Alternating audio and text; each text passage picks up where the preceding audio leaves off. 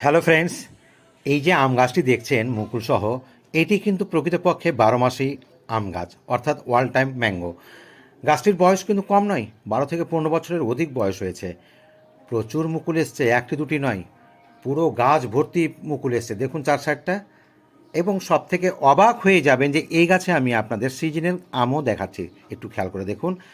আমি আপনাদের সিজনের আম দেখানো হচ্ছে, কারণ এই গাছটিতে যখন মুকুল হয় তখনই আম নেওয়া হয়, কোনো মুকুলকে ভেঙে দেওয়া হয় না। যথেষ্ট ম্যাচিউরড গাছ, তাই এটা করা হয়। সব সিজনেই আম পাওয়া যায়। পাশে রয়েছে সিজনাল আম, এটা কিন্তু 12 মাসই নয়। প্রচুর আম হয়েছে, দেখতেই পাচ্ছেন। আর একটা জিনিস আর দেখাচ্ছি, লোকেশানটা, যে এই গাছটা কোথায় আছে।